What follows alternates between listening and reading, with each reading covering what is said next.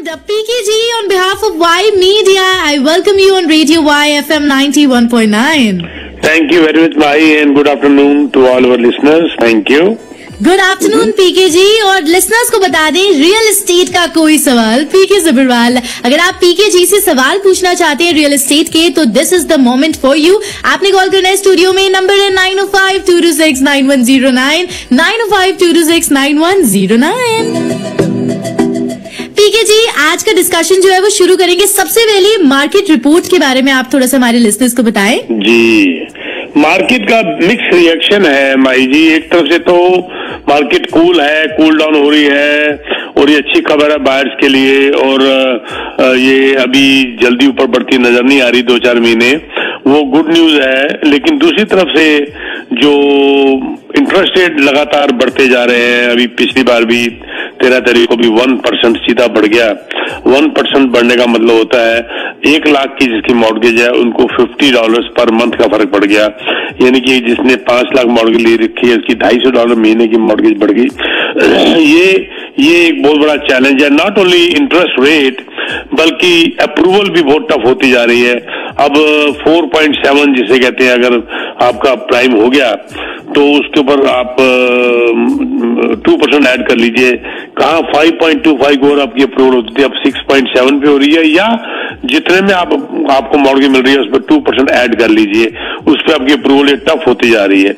ये देखते हुए बड़ी जबरदस्त एक बहुत अच्छी एक न्यूज, इंटरेस्टिंग नॉट अच्छी, इंटरेस्टिंग न्यूज आई कि 64% of Canadians are willing to relocate to be able to afford a home.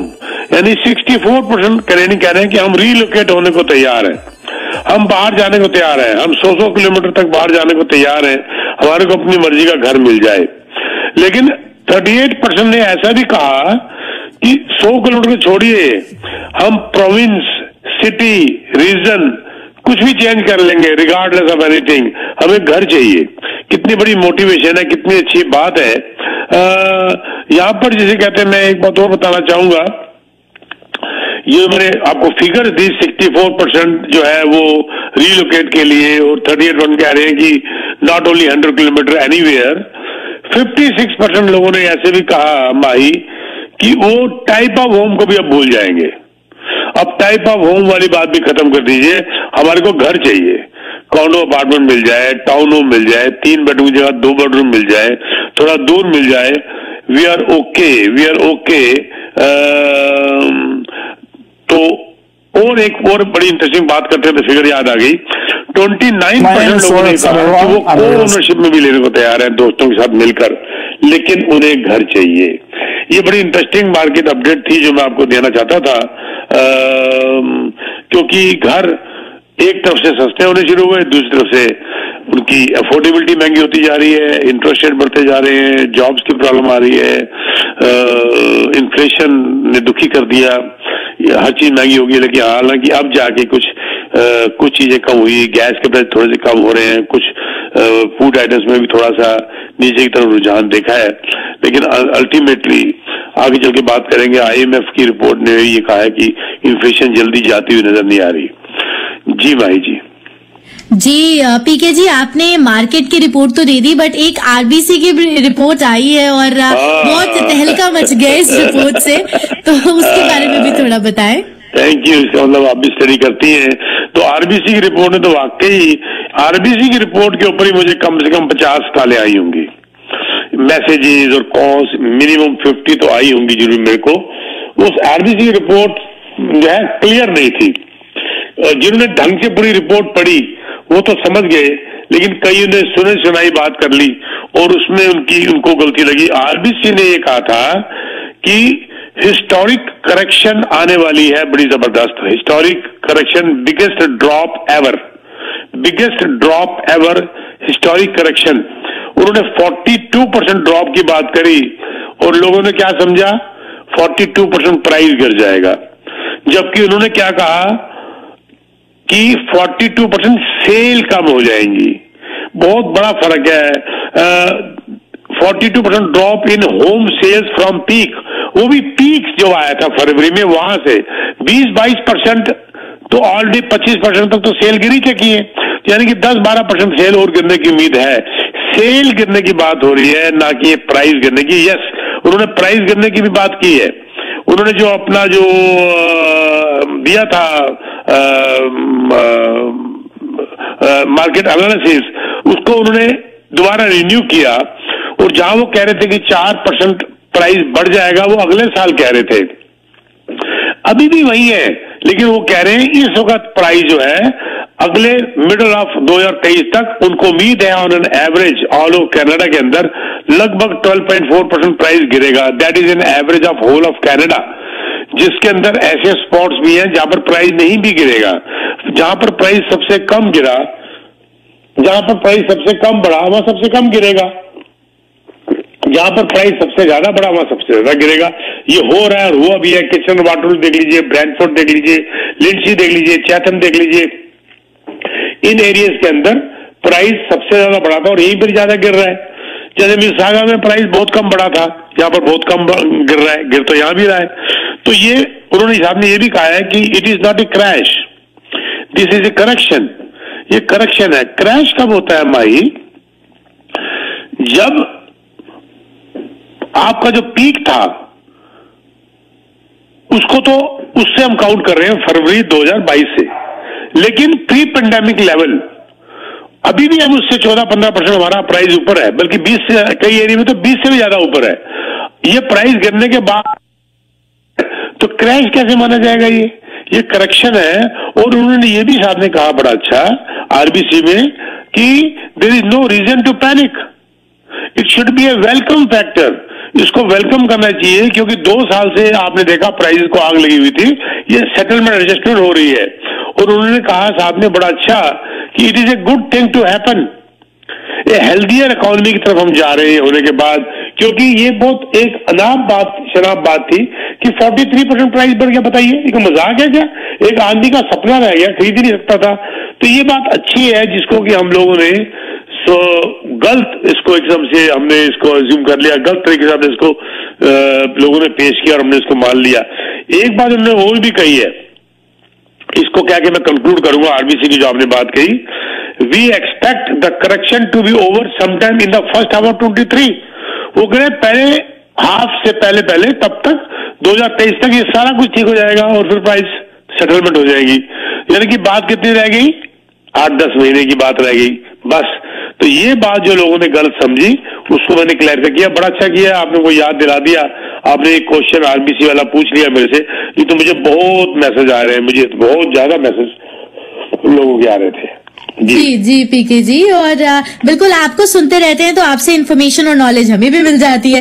तो पीके जी, अगला क्वेश्चन मेरा आपसे ये होगा कि इन्फ्लेशन की इतनी बातें हो रही है तो वो अब कहाँ तक जाने की उम्मीद है? एंड साथ ही लिसनर्स को भी बताना चाहेंगे, अगर आप क्वेश्चन पूछना चाहते हैं पीके जी से तो आप कॉल कर सकते हैं। स्टूडियो का नंबर है 905-226-9109, 905-226-9109।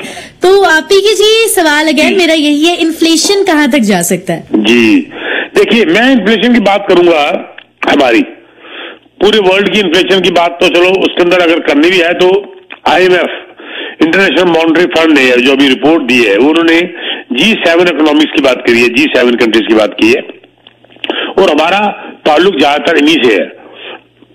ठीक है, वर्ल्ड इकोनॉमी असर करती है, लेकिन सबसे पहले अपने घर की आग बुझाने की आदमी कोशिश करता है, am I right?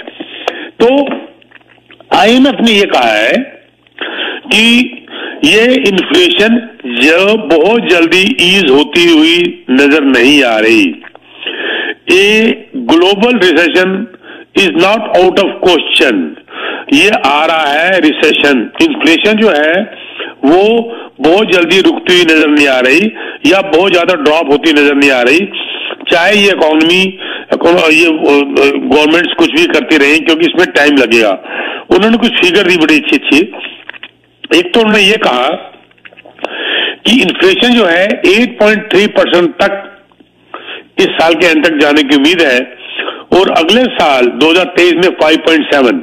हमारे बैंक ऑफ कनाडा के गवर्नर मैकलन साहब ने कहा था कि पहले तो वो भी कह रहे थे कि 2.53% तक ले आएंगे, लेकिन अब वो भी कह रहे हैं कि 4 तक जाएगी 2023 तक, लेकिन IMF ने 5.7 कहा है।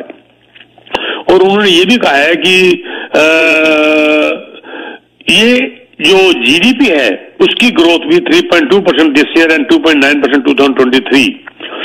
सबसे बड़ा ड्राइवर इस बात का जो है वही है रशिया यूक्रेन की वॉर, जिसका कुछ हल होता नजर अभी नहीं आ रहा और ये ग्लोबल रिसेशन की तरफ इसको लेके जा रहा है। बड़ा अच्छा क्वेश्चन था ये भी आपका। वो कह रहे हैं कि जब मार्केट, IMF ने बड़ा अच्छा एक एग्जांपल दिया, हमारी इसका सिचुएशन बड़ी क्रिटिकल है। वो कह रहे हैं, वो कहते हैं कि it is very easy to cool off the economy when the economy is running hot. ये बड़ी सही बात है, जब इकोनॉमी हॉट चल रही है उसको कूल करना बड़ा आसान है, जैसे अभी इंटरेस्ट रेट बढ़ा दिया, ये कर दिया, वो कर दिया।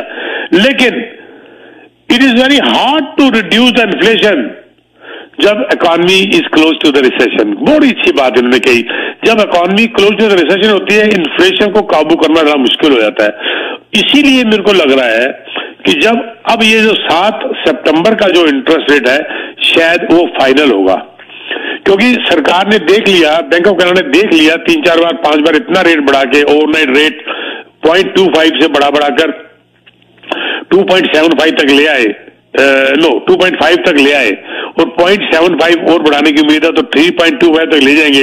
इन्फ्लेशन को काबू नहीं कर पाए तब तक, कुछ हद तक ठीक है, गैस प्राइसेस नीचे आए हैं, कुछ फूड वगैरह की भी थोड़ा बहुत सेटलमेंट हुई है, लेकिन नीचे इतने नहीं आए। तो ये अब और एस्पेक्ट्स देखने पड़ेंगे और मकलन साहब ने भी बिल्कुल क्लियरली कह दिया था कि चाहे उनको रिसेशन की तरफ जाना पड़े, उन्होंने इन्फ्लेशन को काबू करना है, कर लिया उन्होंने बहुत काम। तो ये डाटा जो आपने इन्फ्लेशन का पूछा, मुझे लगता है कि ये 7 सितंबर को अगर 0.75 इंटरेस्ट रेट बढ़ा तो फाइनल होगा, और अगर उससे कम इंटरेस्ट रेट बढ़ा 0.5 तो मुझे लगता है एक झटका इंटरेस्ट रेट बढ़ने का और अक्टूबर की मीटिंग में होगा। लेट्स होप क्या होता है 7 सितंबर को। जी भाई। जी पीके जी, और आगे जाके मुझे आपसे ये भी पूछना है क्वेश्चन कि टोरंटो सिटी ने डेवलपमेंट रेट का जो उनकी न्यूज आई है इसके बारे में भी बात करेंगे। और पीके जी, आज सुबह जो है ना आप बहुत सारी इंटरेस्टिंग बातें करते हो, तो आज आपने ना एक बात कही थी और मैंने वो बात जो है ना काफी अच्छे से सुनी और मुझे था कि जब पीके जी मेरे शो में आएंगे मैंने उनसे ये बात करनी है। रिगार्डिंग आप एक बात बोल रहे थे कि जो कल की बात होती है, जो लोग कल के बारे में सोच रहे होते हैं, रियलाइज नहीं करते कि वो कल आज है, ऐसा कुछ आपने कहा था इन द मॉर्निंग। जी, वो मैंने ये कहा था बात में मैं बात कह जाता हूं, पर अच्छा लगा आपने याद रखा इस बात को। जब वो किसी का फोन आया था कि ये अब क्या होगा मार्केट का, अब और कितनी गिरेगी, ये वो कर रहे थे, तो मैंने इसका एक जवाब दिया था, आज वही कल है जिस कल की फिक्र तुम्हें कल थी। आज वही कल है जिस कल की फिक्र तुम्हें कल थी। यानी कि हम हमेशा कहते हैं हाय कल क्या होगा, कल क्या होगा, आगे क्या होगा, मेरे कॉलेज में एग्जाम्स का मैं कैसे करूंगा, कल वो कमाल निकल गया, एग्जाम भी पास हो गए, जॉब का क्या होगा, जॉब भी मिल गई, शादी का क्या होगा। हम कल करते करते अपना आज बर्बाद कर देते हैं। कल की फिक्र करो पर इतनी ना करो कि आपका आज वाला कल खराब हो जाए, आज खराब हो जाए कल के चक्कर में। मेरा मतलब कहने का ये था सुबह, जो कि इसके बारे में बहुत बड़ा एक लेक्चर हो सकता है। आज वही कल है जिस कल की फिक्र तुम्हें कल थी। जब वो कल निकल गया तो ये वाला कल भी निकल जाएगा। बट आपकी ड्यूटी सिर्फ प्लान करने की है, आपकी ड्यूटी सिर्फ प्लान करने की है। आप प्लान अपनी जिंदगी को करो और वो कल कल कल ये निकलता ही जाएगा और चलेगा और आपकी जिंदगी अच्छी चलती जाएगी। मैं ना क्या होता है कि मेरे फादर, बड़ा नया नया जमाना था गूगल का, बहुत नया नया शुरू हुआ था, मैं देखना शुरू किया था। तो हम मेरे फादर मेरी मदर से मैं ये डायलेक्ट वगैरह छोटे मोटे सीखा हूँ माही। तो मैंने एक बार मेरी मदर को बोला, मैंने कहा मम्मी तुम ना बड़ी अच्छी अच्छी बातें बताते हैं, मुझे बड़ा मजा आता है। मेरी मम्मी का जवाब पता क्या था? मेरी मदर का क्या जवाब था? क्या बोला उन्होंने? कुछ पल बैठा करो बुजुर्गों के पास, हर चीज गूगल पे नहीं मिलती। बहुत अच्छा जवाब दिया पीके जी। है? हर चीज गूगल पे नहीं मिलती है, कुछ पल बैठा करो बुजुर्गों के साथ। मतलब बुजुर्गों के साथ बैठ के कुछ ऐसे एक्सपीरियंसेस मिलते हैं, चाहे वो उनके एक्सपीरियंस गलत हो तो भी सीखने को मिलते हैं, उनके एक्सपीरियंस अच्छे हो तो भी सीखने को मिलते हैं। अगर उनके एक्सपीरियंस से वो कामयाब हुए तो एक्सपीरियंस को फॉलो कर लो, अगर उनके एक्सपीरियंस से वो फेल हुए तो भी फॉलो कर लो कि हमने वो नहीं करना। कितनी अच्छी बात है ये, प्रैक्टिकल एक्सपीरियंस है ना ये। जी बिल्कुल। एक ने काम किया और कामयाब हुआ तो आपके लिए कामयाबी का अच्छा तजर्बा हो गया। एक ने काम किया और वो फेल हो गया तो काम ना करने का कितना अच्छा तजर्बा हो गया आपके पास।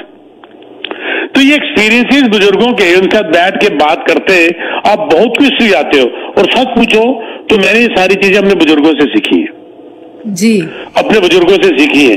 तो ये आपने सुबह याद किया ये वाला डायरेक्ट मेरा कल वाला, तो वो बस बात करते करते कभी कभी कोई चीज याद आ जाती है और मैं फिर बोले बगैर बाहर नहीं आता। नहीं पीके जी, आपको बोलना चाहिए, बहुत अच्छे से आप एक्सप्लेन करते हैं। एंड पीके जी कॉलर भी हमारे साथ एक जुड़ गए हैं, इनका भी एक सवाल है। तो जी आप ऑन एयर हैं, आप अपना क्वेश्चन पूछ सकते हैं। हेलो जी आप ऑन एयर हैं। जी पीके जी कैसे हैं आप? ठीक है, थैंक यू वेरी मच। जी बताइए सर। मेरा क्वेश्चन ये था, आपसे सजेशन भी चाहिए और उस क्वेश्चन का आंसर भी चाहिए। वो ये कि जैसा कि हमें सबको पता ही है कि फरवरी में मार्केट काफी हाई थी और हाई प्राइसेस पे लोगों ने घर ले लिए, तो मैं भी उनमें से एक वजह से ले लिया। अब अफोर्डेबिलिटी का इशू नहीं है, चल रहे हैं सारी चीजें, लेकिन मेरा क्वेश्चन ये है कि अभी मेरे घर में बेसमेंट नहीं है और मैं समझता हूँ कि अगले 4 साल तक मुझे घर को रखना होगा ताकि मुझे किसी किस्म में लॉस ना हो। तो आप क्या समझते हैं कि मुझे बेसमेंट फिनिश करवा के और इसको आगे फर्दर जैसे पैसे लगाने चाहिए, क्योंकि मेरी मार्केट वैल्यू के हिसाब से ऑलरेडी $2-3 लाख नीचे हो गया। 100% सर आपको लगा देनी चाहिए, अगर आप अफोर्ड करते हैं लगा उसको रेंट पे चढ़ा दीजिए। ठीक है सर। मेरा क्वेश्चन ये, आप कौन सी सिटी में, कौन सी सिटी में आप? ब्रैम्पटन में हो। और आपको तो बिल अलाउ कर रहा है इस पर लीगल बेसमेंट, वो तो आपको सर्टिफिकेट भी दे रहे हैं, आपको परमिट दे रहे हैं लीगल का, आपको तो इमीडिएटली कर लेना चाहिए। ठीक है जी, यानी कि अगर मैंने महंगा लिया भी है, हाँ जी, अगर मैंने महंगा बाई किया भी है तो आप इस साल में 2-3 साल में बेसमेंट की कॉस्ट को इंक्लूड करके भी प्राइसेस ऊपर चली जाएंगी, जो कि अभी करंटली $2-3 लाख नीचे आ गई है। नहीं नहीं नहीं नहीं नहीं सर, बेसमेंट बनते उसी वक्त कीमत उसकी उतनी बढ़ जाएगी, 2-3 साल में थोड़ा ना बढ़ेगी, उसी वक्त बढ़ जाएगी। आपने अगर बेसमेंट 4 महीने में कंप्लीट कर ली तो आपका 4 महीने का प्राइस बढ़ गया उतना, 2 साल नहीं वेट कर रहे। बेसमेंट तो एक ऐसी लीगल बेसमेंट एक ऐसी चीज है जो आपकी प्राइस, घर की प्राइस को उसी वक्त बढ़ा देती है, उससे ज्यादा बढ़ा देती है और आपका इनकम सोर्स बन जाता है। आज आप देखिए 2-2 बेडरूम के बेसमेंट अपार्टमेंट $1,800 में चल रहे हैं किराए पे, पता आपको? 1800, 2000 मेरे अपने जानने वाले 1800, 1900, 2000 किराए पे चल रहा है।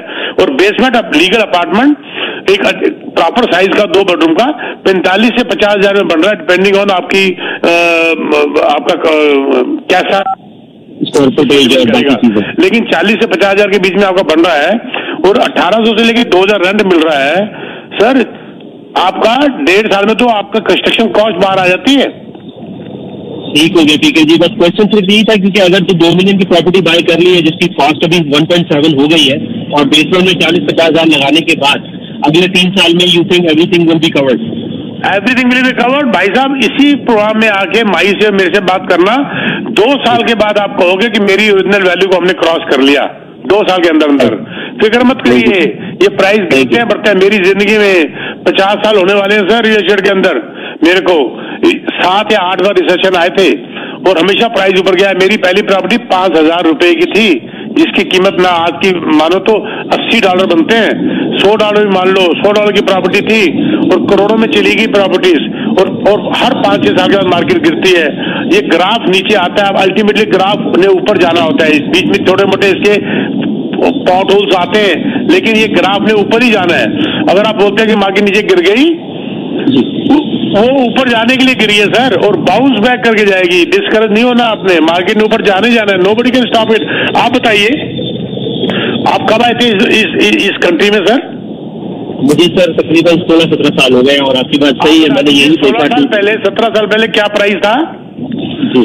16-17 साल पहले 2.5-3 लाख के थे जी बिल्कुल। और 16-17 साल पहले मतलब 8-9 का रिसेशन, 12 का रिसेशन, 17 का रिसेशन, उसके बाद अभी का रिसेशन।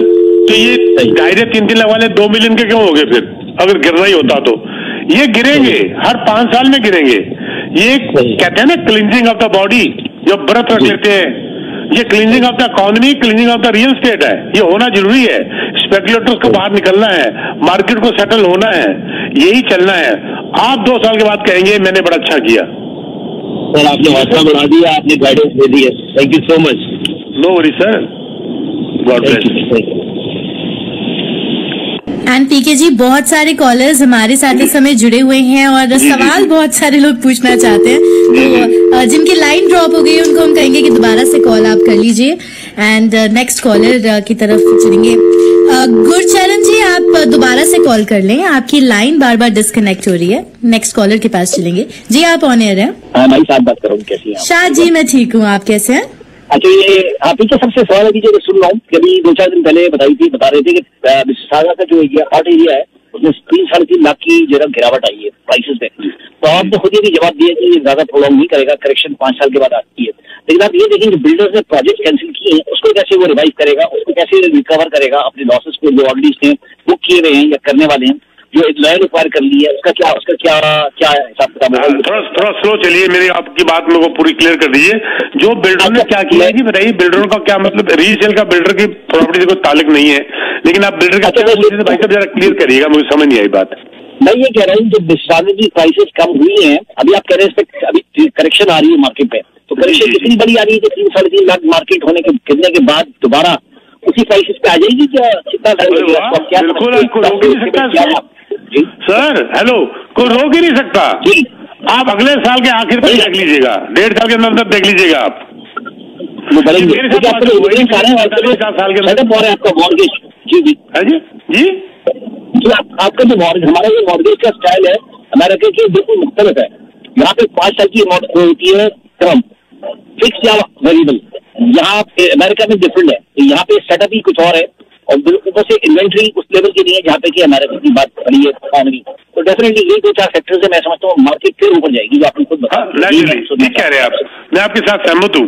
ये ऊपर जाने यानी कोई रोक ही नहीं सकता अगले साल के आखिर तक, वही की वही आ जाएगी, देख लेना आप।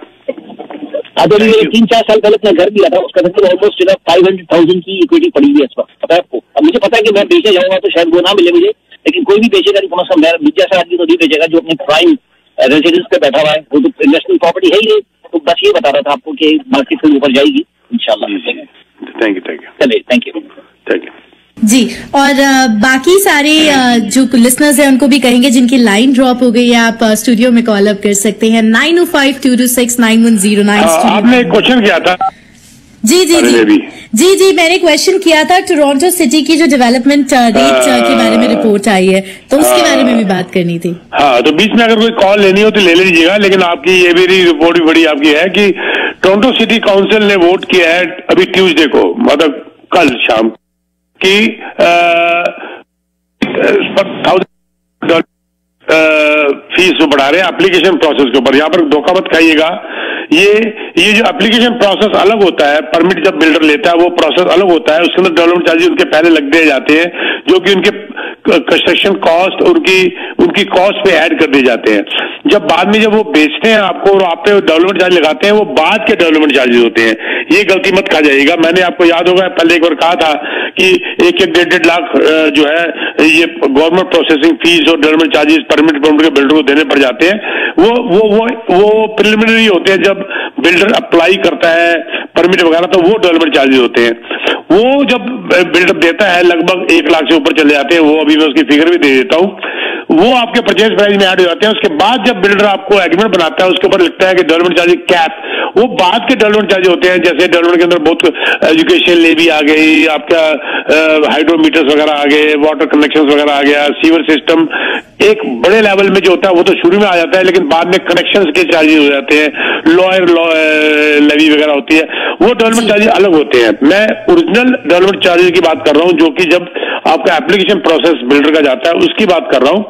उसके अंदर उन्होंने रेजिडेंशियल बिल्डिंग्स के ऊपर 46% तक डेवलपमेंट चार्जेस बढ़ा दिए हैं और नॉन रेजिडेंशियल बिल्डिंग के अंदर अप टू 40% बढ़ा दिया है डेवलपमेंट चार्जेस। यानी कि एक डिटैच और सेमी डिटैच घर, ये टोरंटो सिटी की बात हो रही है, गलती मत खाइएगा कहीं पील रीजन वाले या आपके दरम रीजन वाले, हाल्टन रीजन वाले, ये गलती मत खाइएगा। ये कोर टोरंटो रीजन की बात हो रही है और वहां पर जो है उनकी जो वो अब 1,37,000 चार्ज हो गया, जो कि 43,000 बढ़ गया। पहले लगभग 93,000 के करीब एवरेज की बात कर रहा हूं मैं, ये बढ़ गया है इसकी डेवलपमेंट चार्जेस जो आपने कहा। यस, ये है। और अपार्टमेंट जो है 1 बेडरूम और बैचलर उसकी जो डेवलपमेंट चार्जेस हैं वो लगभग 35-36 हजार बढ़ गए हैं। और उसके बाद 2 बेडरूम मोर, उसके अंदर लगभग उसमें थोड़ा कम डिफरेंस आया है, 25 हजार के आसपास ये है, ये बढ़ गए। अब देखिए माही, ये जो डेवलपमेंट चार्ज बढ़े हैं, बिल्डर की कॉस्ट बढ़ी है, कॉस्ट किस पे डालेगा बिल्डर? बाहर पे डालेगा। तो अब कौन कह सकता है कि ये प्राइस गिरेंगे? प्री कंस्ट्रक्शन के अंदर प्राइस नहीं गिर सकते, कंस्ट्रक्शन बंद होनी मंजूर है। मुझे अगर घाटा नजर आएगा तो मैं कंस्ट्रक्शन करूंगा ही नहीं जब तक, और जब अगर मैं प्रॉफिट में बेचने की कोशिश करूंगा कीमत बढ़ानी ही पड़ेगी। और अगर मुझे लगे कि जी मार्केट डिमांड नहीं है, मुझे मेरा प्राइस नहीं मिलेगा, तो मैं कंस्ट्रक्शन नहीं करूंगा। जब मैं कंस्ट्रक्शन नहीं करूंगा सप्लाई कम हो जाएगी, जब सप्लाई कम हो जाएगी नेचुरली डिमांड ज्यादा नजर आएगी, जब डिमांड एंड सप्लाई का बीच में गैप बढ़ जाएगा कीमत फिर बढ़ जाएगी। ये लॉ ऑफ इकोनॉमी है, इसको कोई रोक नहीं सकता। ये क्वेश्चन जो आपका बहुत अच्छा क्वेश्चन था, लेकिन यहाँ पर एक बात बता दूं, ये जो डेवलपमेंट चार्जेस का जो उन्होंने वोट किया है, ये 2 साल के पीरियड में बढ़ेगा। आधा तो बढ़ रहा है 1 मई 2023 को, अभी 10 महीने बाद डेवलपमेंट चार्जेस शुरू हो रहा है, और बाकी का आप उसके 1 साल के बाद। तो ये डेवलपमेंट चार्जेस भी, आपकी बात बिल्कुल ठीक न्यूज है आपकी, टोरंटो सिटी काउंसिल ने वोट कर दिया in favour of raising development charges. जी पीके जी बहुत सारे कॉलर्स हमारे साथ इस समय जुड़े हुए हैं और नेक्स्ट कॉलर की तरफ बिल्कुल बढ़ेंगे। जी आप ऑन एयर हैं, आप अपना क्वेश्चन पूछ सकते हैं। हेलो, हाँ जी आप ऑन एयर हैं।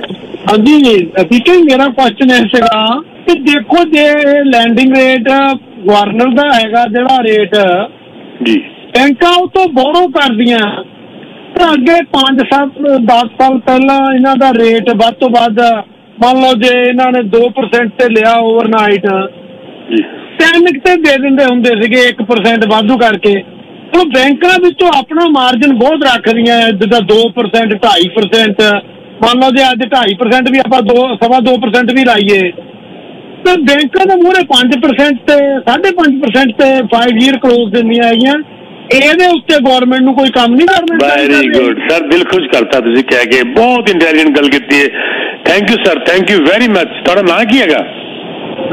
ਆਪਾਂ ਗੱਲ ਕਰਦੇ ਰਹਿੰਦੇ ਹਾਂ ਅੱਗੇ ਜੁਦਵੀ ਦੇ ਪ੍ਰੋਗਰਾਮ ਤੇ, ਪਹਿਲਾਂ ਗੁਰਚਰਨ ਸਿੰਘ मेरा नाम। गुरचरण सिंह जी कितनी सोनी गल की है माई। देखो इनका ओवरनाइट रेट 2% था तो बैंक दे रहा था 2.5% में, 3% में। आज ओवरनाइट 2.5% है और बैंक लगा रहा 4.75%। यहाँ पर बैंक ऑफ कनाडा को जोर डालना चाहिए कि आप वेरिएंस को बढ़ाओ। इतना जबरदस्त आपने प्राइम बढ़ा दिया। देखो मुझे याद है जब इंटरेस्ट रेट कम हुआ था 0.25%, तो बैंकों ने अपना गुरचरण जी था उन्होंने किया जी 0.15 खा गए ਸੀ ਵਿੱਚੋਂ 1%। ਹੁਣ ਜਿਸ ਕਦੇ ਇੰਟਰਸਟ ਰੇਟ ਵਧ ਰਿਹਾ ਹੈਗਾ ਤੇ ਪੂਰਾ ਵਧਾਈ ਜਾ ਰਹੇ ਨੇ। ਇਹਨਾਂ ਨੇ ਬੈਂਕ ਰੇਟ ਇਹਨਾਂ ਨੇ ਵਧਾਇਆ 1%, ਇਹਨਾਂ ਨੇ ਪ੍ਰਾਈਮ ਬਟਨ ਨੂੰ ਵਧਾ ਛੱਡਿਆ। ਕਿਉਂ? ਤੁਸੀਂ ਉਹਨਾਂ ਦੇ ਵੇਰੀਐਂਸ ਨੂੰ ਵਧਾਓ ਥੋੜਾ ਜਿਹਾ। ਇਸ ਕਰਕੇ ਵੀ ਮੈਨੂੰ ਲੱਗਦਾ ਵੇਰੀਐਂਸ ਨਹੀਂ ਵਧਾ ਰਹੇ ਕਿਉਂਕਿ ਉਹਨਾਂ ਦੀ ਸਿਚੁਏਸ਼ਨ ਕਲੀਅਰ ਨਜ਼ਰ ਨਹੀਂ ਆ ਰਹੀ ਬੈਂਕਾਂ ਨੂੰ ਕਿ ਕਿੱਥੇ ਬੈਠੇਗਾ। ਮੈਨੂੰ ਪੂਰੀ ਉਮੀਦ ਹੈ ਕਿ ਇਹ ਬਹੁਤ ਜਲਦੀ ਵਿਦਿਨ 6 ਮੰਥਸ ਇਹ ਵੇਰੀਐਂਸ ਵਧਣ ਵਾਲਾ ਹੈਗਾ। बैंक ਤੁਹਾਨੂੰ ज्यादा मार्जिन देगा, देख लेना। मैनू बहुत उम्मीद है तुसीं इत्थे फोन ते इसी रेडियो स्टेशन आके कहोगे। इस वक्त यह थोड़ा मुद्दा बहुत इंपॉर्टेंट है कि इहदे उत्ते बैंक ऑफ कनाडा को काम करना चाहिए कि इहदा मार्जिन बैंकों का बढ़ गया। एक क्वार्टर का 4-4, 5-5 बिलियन। मैनू लगता है बैंक अपने आप को सेव कर रहे हैं फॉर द रेनी डे, तो अपने मार्जिन बढ़ा के अपने रिजर्व में बढ़ा रहे हैं। इन्होंने रोक देना चाहिए इस वक्त। एक लिमिट के मार्जिन के बाद इन्होंने नहीं बढ़ाना चाहिए। You are very right sir, thank you very much. देखिए ਇਹਦੇ ਵਿੱਚ ਇੱਕ ਹੋਰ ਵੀ ਗੱਲ ਹੈ ਨਾ, ਦੇਖੋ ਤੁਸੀਂ ਹੁਣ ਕਾਫੀ ਦੇਰ ਤੋਂ ਕਹਿੰਦੇ ਆਏ ਜਿਸ ਵੇਲੇ ਇੰਟਰਸਟ ਰੇਟ ਲੋਅਰ ਸੀਗਾ ਤੇ ਜਿਹੜਾ ਫਸਟ ਟਾਈਮ ਬਾਇਰ ਹੈ ਉਹ ਬਾਏ ਕਰ ਲਵੇ। ਉਹ ਜੇ ਹੁਣ ਉਹ ਬਾਏ ਕਰ ਲਿੱਤੇ ਆ ਤੇ ਇਹਨਾਂ ਨੇ ਰੇਟ ਬੜਾ ਹਾਈ ਕਰ ਦਿੱਤਾ, ਹੁਣ ਤਾਂ ਬਿਲਕੁਲ ਹੀ ਨਹੀਂ ਉਹਨਾਂ ਕੋਲ ਬਾਏ ਹੋਣਾ। ਟਾਊਨ ਹਾਲ ਜਾਂ ਜੋ ਮਰਜ਼ੀ ਉਹ ਜੇ ਤੇ ਮਰਜ਼ੀ ਹੱਥ ਰੱਖਣ, ਉਹਨਾਂ को बाय नहीं कर होना। इंटरेस्ट रेट ऑलमोस्ट डबल हो चलिया, डबल तो भी बिल्कुल डबल तो ज्यादा हो गया सर। 1.25% सीगा सर, 4-4% हो गया, 3-3 गुना हो गया। ਤੇ ਉਹ ਅਗਰ 2-2 ਲੱਖ ਕੀਮਤ ਗਿਰਦੀ ਗਈ ਹੈ 1.5 ਲੱਖ ਤੇ ਉਹਨਾਂ ਨੂੰ ਕੈਰਿੰਗ ਕਾਸਟ ਬੜੀ ਜ਼ਬਰਦਸਤ ਮਹਿੰਗੀ ਪੈਣੀ ਸ਼ੁਰੂ ਹੋ ਗਈ ਨਾ। ਕੈਰਿੰਗ ਕਾਸਟ ਬੜੀ ਜ਼ਿਆਦਾ ਮਹਿੰਗੀ ਹੋ ਗਈ ਤੇ ਉਹ ਹਾਂ ਜਿਨ੍ਹਾਂ ਨੇ ਉਸ ਵਕਤ ਲੈ ਲਿਆ ਸੀਗਾ ਔਰ ਜਿਨ੍ਹਾਂ ਨੇ ਉਹਨੂੰ ਫਿਕਸ ਕਰਾ ਲਿਆ ਸੀਗਾ 5 ਸਾਲ ਦਾ, ਉਹ ਬਚ ਗਏ ਸਾਰੇ ਦੇ ਸਾਰੇ ਕਿਉਂਕਿ ਉਹਨੂੰ 5 ਸਾਲ ਹੋ ਜੇ 2-3 ਸਾਲ ਪਏ ਹੋਏ ਨੇ, ਉਹ ਬਚ ਗਏ। ਜਦ ਤੱਕ ਉਹਨਾਂ ਦਾ ਰੈਨੂਅਲ ਦਾ ਟਾਈਮ ਆਏਗਾ ਤਦ ਤੱਕ ਇੰਟਰਸਟ ਠੀਕ ਹੋਣ ਦੀ ਉਮੀਦ ਹੈਗੀ। ਲੇਕਿਨ ਜਿਹੜੇ ਹੁਣ ਲੈ ਰਹੇ ਨੇ ਚਾਹੇ ਲੱਖ 1.5 ਲੱਖ ਸਸਤਾ ਲੈ ਰਹੇ ਨੇ पर उन्होंने कैरिंग कॉस्ट 2 लाख महंगे तो भी ज्यादा महंगी पै रही हैगी। ਠੀਕ ਹੈ, ਤੁਸੀਂ ਦੇਖੋ ਮੀਟਿੰਗਾਂ ਬਹੁਤ ਅਟੈਂਡ ਕਰਦੇ ਆ, ਤੁਹਾਡਾ ਉੱਪਰ ਹਾਈ ਲੈਵਲ ਤੱਕ ਤੁਹਾਡੀ ਗੱਲ ਪਹੁੰਚ ਜਾਂਦੀ ਆ। ਪਲੀਜ਼ ਥੋੜਾ ਜਿਹਾ ਆਪਣੇ ਜਸਵੀਰ ਜਸਪਾਲ ਹੋਣਾ ਨੂੰ ਜਾਂ ਇਹਨਾਂ ਦੇ ਗਵਰਨਮੈਂਟ ਤੱਕ ਇਹ ਗੱਲ ਪਹੁੰਚਣੀ ਚਾਹੀਦੀ ਆ। ਫਸਟ ਟਾਈਮ ਬਾਇਰ ਨੂੰ ਇਹ ਇੰਨੇ ਹਾਈ ਰੇਟ ਤੇ ਦੇਣਗੇ, ਉਹ ਤਾਂ ਲੈ ਹੀ ਨਹੀਂ ਸਕਦੇ ਘਰ। ਉਦਾਂ ਵੀ ਇਹਨਾਂ ਨੂੰ ਬੈਂਕਾਂ ਦਾ ਜਿਹੜਾ ਮਾਰਜਨ ਹੈਗਾ ਇੰਨਾ ਨਹੀਂ ਰੱਖਣਾ ਚਾਹੀਦਾ। ਬੈਂਕਾਂ ਦੇ ਕੋਲ ਤਾਂ ਅੱਗੇ ਮੇਰੇ ਖਿਆਲ ਪਿਛਲੇ ਲਾਸਟ 2 ਸਾਲ ਤੋਂ ਤੁਸੀਂ ਕਹਿ ਰਹੇ ਵੀ ਬੈਂਕਾਂ ਕੋਲ ਇੰਨਾ ਪੈਸਾ ਪਿਆ ਹੈਗਾ, ਉਹ ਕਹਿੰਦੇ ਸਾਡੇ ਕੋਲ ਲਓ ਮੌਰਗੇਜ, ਪਰ ਜੇ ਹੁਣ ਮੌਰਗੇਜ ਲੈਣ ਲੱਗੇ ਤਾਂ ਉਹਦਾ ਰੇਟ ਡਬਲ ਤੋਂ ਵੀ ਉੱਪਰ ਕਰ ਦਿੱਤਾ। ਪਲੀਜ਼ ਇਸ ਗੱਲ ਨੂੰ ਥੋੜਾ ਜਿਹਾ ਉੱਪਰ ਕਰੋ। ਇੱਕ ਗੱਲ ਹੋਰ ਐਡ ਕਰਨਾ, ਉਹ ਇੰਟਰਸਟ ਰੇਟ ਵੱਧ ਗਿਆ ਨਾ, ਇਸ ਇੰਟਰਸਟ ਦੇ ਦੋ ਤਾਂ ਵੀ ਲੈ ਲੈਣਗੇ, ਲੇਕਿਨ ਅਪਰੂਵਲ ਹੋਰ ਮਹਿੰਗੀ ਕਰ ਰਹੇ ਨੇ। ਮੰਨ ਲਓ 4% ਵਿਆਜ ਤੇ ਦੇ ਰਹੇ ਨੇ, ਲੇਕਿਨ ਅਪਰੂਵ ਕਰ ਰਹੇ ਨੇ 4+2, ਅਪਰੂਵ ਕਰ ਰਹੇ ਨੇ 6% ਦੇ ਉੱਤੇ। ਉਹ ਵਿਚਾਰਾ 6% ਅਪਰੂਵ ਹੀ ਨਹੀਂ ਹੋ ਪਾ ਰਿਹਾ। ਜਾਂ ਤੇ ਅਗਰ 4% ਵਿਆਜ ਦੇ ਰਹੇ ਹੋ ਤੇ ਅਪਰੂਵ ਵੀ 4% ਦੇ ਉੱਤੇ ਕਰ ਦਿਓ। ਉਹ ਟਾਈਮ 8 ਸਾਲ ਪਹਿਲੇ ਸੀਗਾ ਜਿਸ ਅਪਰੂਵ ਕਰ ਦਿਓ। ਉਹ ਇਸ ਕਰਕੇ ਇਹਨਾਂ ਨੇ 2% ਐਡ ਕਰਤਾ ਸੀਗਾ, ਕਿਉਂਕਿ ਇਹਨਾਂ ਨੂੰ ਪਤਾ ਸੀਗਾ ਕਿ ਇੰਟਰਸਟ ਰੇਟ ਵੱਧ ਜਾਏਗਾ ਤੇ ਕਿਧਰੋਂ ਦੇਗਾ। ਹੁਣ ਕਿਉਂਕਿ ਇੰਟਰਸਟ ਰੇਟ ਵੱਧ ਚੁੱਕਿਆ ਹੈਗਾ ਆਲਰੇਡੀ, ਤੇ ਇਹਨਾਂ ਨੂੰ ਉਹਦੇ ਉੱਤੇ 2% ਐਡ ਨਹੀਂ ਕਰਨਾ ਚਾਹੀਦਾ। ਜਿਸ ਇੰਟਰਸਟ ਰੇਟ ਦੇ ਉੱਤੇ ਤੁਹਾਨੂੰ ਵਿਆਜ ਤੇ ਮਾਰਗੇਜ ਦੇ ਰਹੇ ਨੇ, ਉਸੇ ਰੇਟ ਤੇ ਇਹਨਾਂ ਨੂੰ ਅਪਰੂਵ ਕਰ ਦੇਣ, ਤਾਂ ਵੀ ਬਹੁਤ ਸਾਰੇ ਲੋਕਾਂ ਨੂੰ ਈਜ਼ੀ ਹੋ ਜਾਏਗਾ ਮਾਰਗੇਜ ਲੈਣਾ। ਇਹ ਗੱਲਾਂ ਹੋਣੀਆਂ ਚਾਹੀਦੀਆਂ ਹੈਗੀਆਂ। ਏਦਾਂ ਜਿੱਦਾਂ ਮੁਕਰਰ ਸਾਹਿਬ ਵੀ ਤੁਸੀਂ ਕਹਿੰਦੇ ਵੀ ਇਕਨੋਮੀ ਰਿਸੈਸ਼ਨ ਚ ਕਿਉਂ ਨਹੀਂ ਜਾਣਾ ਯਾਰ? ਸਾਰਾ ਕੁਝ ਬੜਾ ਵਧੀਆ ਤੇ ਚੱਲਣ ਡਿਆ ਹੈਗਾ, ਰਾਈਟ? ਤੁਸੀਂ ਜਿਹੜੇ ਬੰਦੇ ਡਿਮਾਂਡ ਵਾਲੇ ਜਿਨ੍ਹਾਂ ਨੂੰ ਚਾਹੀਦੇ ਘਰ, ਉਹਨਾਂ ਦੇ ਥੋੜੀਆਂ ਕੰਡੀਸ਼ਨਾਂ ਘੱਟ ਲਾਓ, ਉਹ ਥੋੜੇ ਆਪਣੇ ਘਰ ਲੈ ਲੈਣ, ਰੈਂਟ ਚੋਂ ਬਾਹਰ ਨਿਕਲਣ, ਆਪਣੀ ਉਹ ਲਾਈਫ ਆਪਣੀ ਵਧੀਆ ਜੀਣ। ਨਾਲੇ ਲੋਕਾਂ ਨੂੰ ਜ਼ਿਆਦਾ ਹੈਗਾ ਯਾਰ ਅਸੀਂ ਕਿੱਦਾਂ ਲਵਾਂਗੇ, ਕਿਸੇ ਨਾ ਕਿਸੇ ਪਾਸੇ ਤਾਂ ਹੁਣ ਤੇ ਗਵਰਨਮੈਂਟ ਦੇ ਕੋਈ ਚਾਂਸ ਹੈਗਾ। ਨਾਲੇ ਬੈਂਕਾਂ ਨੂੰ ਰਿਚ ਕਰਨਾ, ਬੈਂਕਾਂ ਆਲਰੇਡੀ ਰਿਚ ਬਹੁਤ ਹੈਗੀਆਂ। ਓਕੇ, ਧੰਨਵਾਦ। ਮੈਂ ਬਹੁਤ ਤੁਹਾਡਾ ਥੈਂਕ ਯੂ ਜੀ, ਬਹੁਤ ਚੰਗੀ ਗੱਲ ਤੁਸੀਂ ਕੀਤੀ ਹੈ ਜੀ, वेरी नाइस, वेरी नाइस। जी जी जी जी माई जी पीके जी, और बहुत सारी लाइंस भी ड्रॉप हो गई। आज आपने इतना अच्छा डिस्कशन किया है कि एवरीबडी इज कॉलिंग टुडे। तो अगर आपके पास टाइम है, एक लास्ट कॉल हम ले लेंगे अगर? बिल्कुल ले लो, बिल्कुल जी जी, अभी तो लाइंस ड्रॉप हो गई। अच्छा, कॉलर हमारे साथ जुड़ गए हैं। हाँ जी, आप ऑन एयर हैं। पीके जी नमस्कार। नमस्कार जी। पीके जी, एक बहुत ही अटपटा सा क्वेश्चन है, लाइक इन नटशेल क्या मॉर्गेज पे करनी चाहिए? इन द सेंस लाइक क्या करें, जैसे मॉर्गेज पे करनी है, there are 2 school of thoughts. एक स्कूल ऑफ थॉट है कि like I do accelerated mortgage payment, उसके बाद मैं लम सम भी डालता रह रहा हूँ। मेरा है मकसद कि मेरा घर अपना फ्री करना है। हाँ जी, हाँ जी। अब सेकंड स्कूल ऑफ थॉट, किसी फाइनेंशियल प्लानर के साथ बैठो, वो कहता है यार 3% इंटरेस्ट है, क्या करना है पे करके? पे करी जो you try invest in mutual fund, या इधर इन्वेस्ट करो या उधर इन्वेस्ट करो, एंड 2% का इंटरेस्ट या 3% इंटरेस्ट क्यों पे करना है? The thing is like there has to be a balance when you are paying off your house and you are making money on investments also. तो म्यूचुअल फंड के ऊपर तो risky है जी, इसमें गारंटी नहीं है। ये डिपेंड करेगा इंडिविजुअल के ऊपर जी, इंडिविजुल पर डिपेंड करेगा। अगर आप सिक्योर है अपने घर की मॉर्गेज के अंदर, आपकी मॉर्गेज आपकी इनकम के हिसाब से बहुत कम है, तो yes you should go ahead for other avenues. लेकिन अगर आपके घर के अंदर मॉर्गेज ऑलरेडी ज्यादा है आपकी इनकम के हिसाब से, I would strongly recommend to pay back the mortgage. ये इंडिविजुअल पर डिपेंड करेगा जी, हर एक की सिचुएशन अलग अलग है जी, इसलिए इसके ऊपर कमेंट करना एक जनरल बड़ा मुश्किल है। क्योंकि जो म्यूचुअल फंड की बात आप देख लीजिए ना, म्यूचुअल फंड के अंदर कितना जबरदस्त पैसा गिर गया लोगों का, कितना पैसा कम हो गया, लेकिन अब पिछले 1 हफ्ते से फिर बढ़ना शुरू हो गया। तो ये डिपेंड करेगा आपकी इंडिविजुअल, आपका प्रोफाइल कितना स्ट्रांग है, कितना वीक है, उस पर डिपेंड करेगा। सर, इसके ऊपर कमेंट करना मुझे लगता है थोड़ा मुश्किल होगा, जनरल कमेंट करना। I understand. Thank you, PK ji. Thank you. Thank you, thank you. माई जो बुजुर्गों की बात हो रही थी ना, उसके ऊपर मैं चलते चलते एक लास्ट लाइन बोलूंगा। ये गुड लाइन थी, बड़ी अच्छी। और ये घरों की बातें हो रही हैं, रोना पीटना हो रहा है, बढ़ गया घट गया ये वो, ये लास्ट लाइन करके विदा लेता हूं मैं। बस ये इससे पहले मैं एक बता दूं कि the design district condor Hamilton में हम लोग बेच रहे हैं इस वक्त आज के टाइम का सबसे बहुत अच्छा प्रोजेक्ट है। Best builder, best location, best price, Hamilton. इसके ऊपर आपको लुई वुइटन का पर्स भी मिल रहा है, प्लस टीम सब्बरवाल की तरफ से incentives, we will beat any incentives, plus our lifelong services, the design district Hamilton. इसके लिए हमें कांटेक्ट कर सकते हैं। सोल्ड आउट प्रोजेक्ट है, हम बिल्डर से और यूनिट निकालते जा रहे हैं रोज। कल भी 2-3 निकाले हैं, अभी सुबह भी हमने एक और निकलवाया बिल्डर से, मिल रहे हैं, ऐसी बात नहीं है।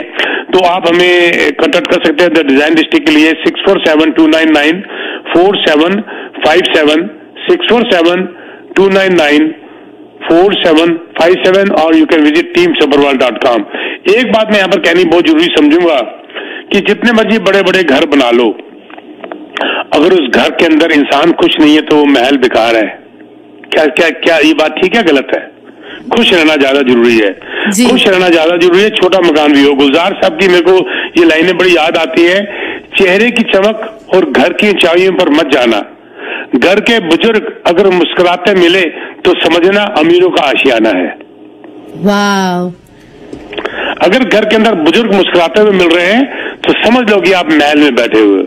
और जितना बड़ा बर्जी महल हो और घर के अंदर बुजुर्ग दुखी हैं तो शर्म की बात है, वो महल नहीं, वो एक कहते हैं ना, वो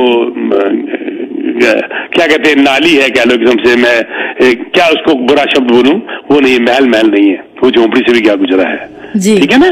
तो ये गुलजार साहब की बात जाते जाते मैं एक बार फिर रिपीट कर देता हूँ, चेहरे की चमक और घर की ऊंचाई पर मत जाना, घर के बुजुर्ग अगर मुस्कुराते मिले तो समझना अमीरों का आशियाना है।